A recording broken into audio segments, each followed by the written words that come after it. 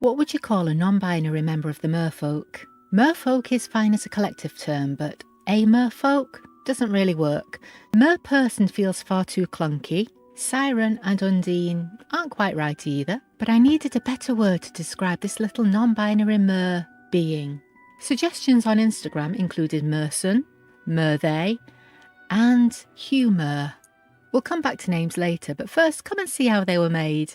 I decided on some olive coloured quilting cotton for the skin fabric. The tone is slightly greenish, so I like this shade for Merfolk. I've paired it with a cute black and white skull and crossbones print for the tail for a bit of a piratey vibe. I'm using some black polyester for stuffing. I don't think it'll show through this fabric, but I want to create a nice dark base just in case it does show through anywhere. I'm going to weight the tail, so I'm not stuffing it right to the top. I'm just putting a little bit of polyfill in the end to give it a bit of structure. Then I'll top it up with some glass seed beads. I just need to shake those down a bit, then I'll try it for size. I need enough beads in the tail to hold its shape, but I don't want to overfill it. I need to leave room for the doll to be able to sit down.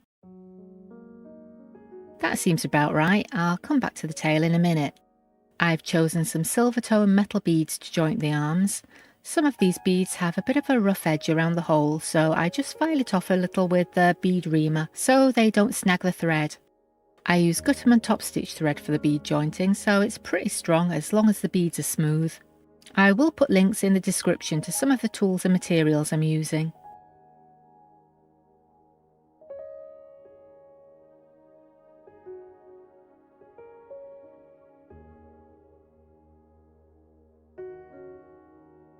I fasten off the thread with a couple of tiny stitches under the bead. Those will be attached to the body later.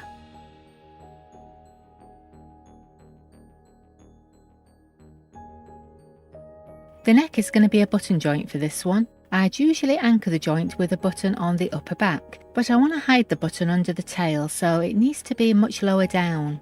The thread goes from the first button right up through the body with a long doll needle, then through the top of the head to a second button on the crown where it'll be hidden under the hair.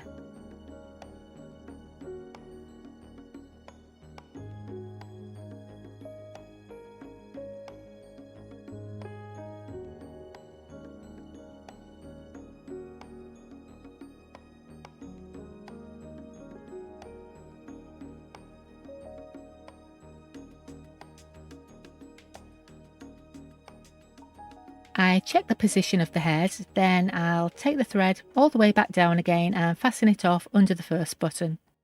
This joint supports the head quite well, so it won't flop to the side, but it still has a bit of a side-to-side tilt. The exact movement you get really depends on the shape of the head and where you place the buttons, so you can play around with this.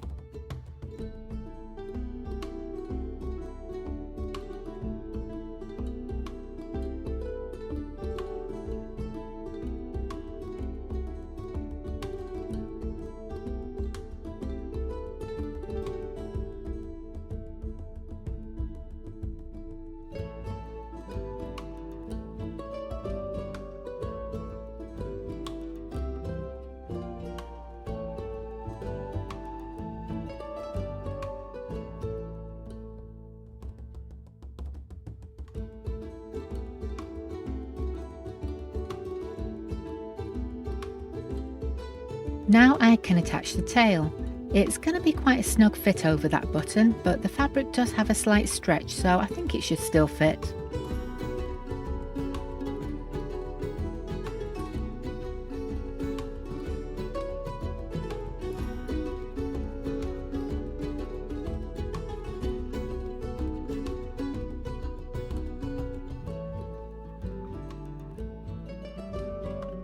Once I'm happy with the position of the tail, I pin it in place, then ladder stitch all the way around, keeping the stitches as small as I can so it's nice and secure and the beads have zero chance of coming out.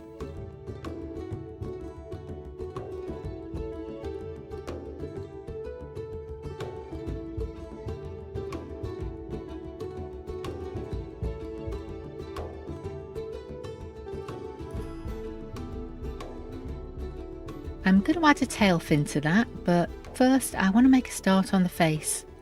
I shade around where the button eyes will be with Chromaflow pencils for a bit of depth. I'm using mostly black with a bit of purple, then blending it outwards with a blending pencil to soften the edges.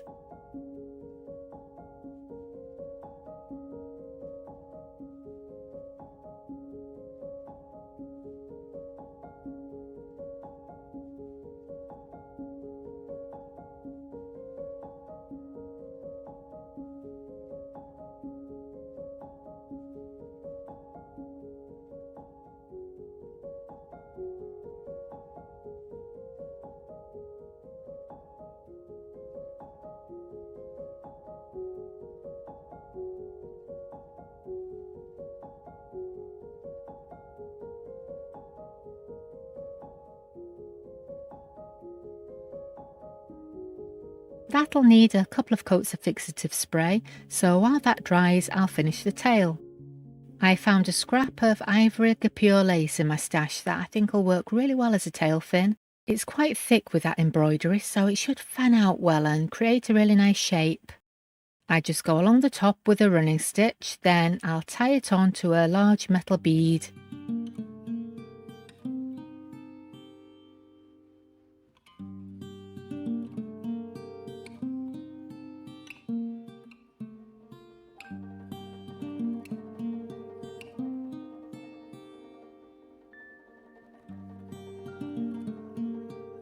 The knots will be hidden inside the bead hole. If you're enjoying watching this little one take shape, please don't forget to hit the like button and let me know. I've got some creepy cute goth dolls planned for the next few weeks, and I'll be sharing some doll making tips and tricks along the way, so make sure you've subscribed so you don't miss the next one.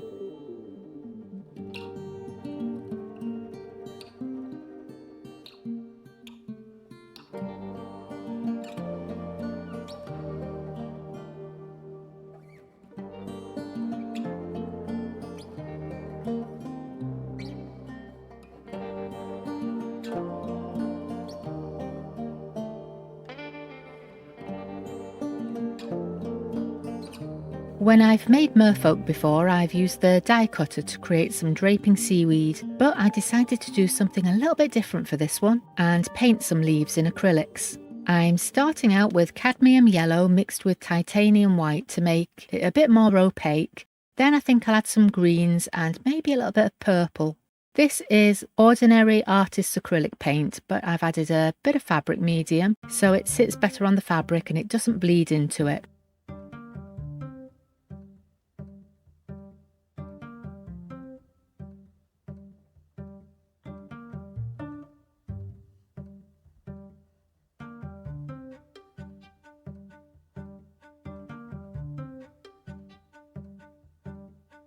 I'll give that a blast with the hairdryer to dry it off and heat set the fabric medium, then it's back to the face. I've picked out some metal buttons for the eyes in an antique silver finish. I love the detail on these, it works so well with the shading. I'm adding some line detail with a fine liner pen. These pens are waterproof so you don't need to fix it with anything, but I do want to add a bit of shading to the mouth, so that will need a coat of fixative spray. If you're wondering what that is in the corner of the screen, by the way, that's my slightly broken magnifying lamp. I rely on the magnifier quite a lot for fine detail these days. I will get round to replacing it with a non-broken one at some point. When I first started using the fine liners, I was worried the solvent in the fixative would fade the ink. But once the Derwent pens are dry, they're pretty permanent, so as long as you give the line work a few minutes to dry before spraying it, it's absolutely fine. I want to give them a funky sort of mullet hairstyle in non-binary flag colours, so I'm starting at the sides of the head with a bit of the black polyfill. This is great for creating a short hair texture.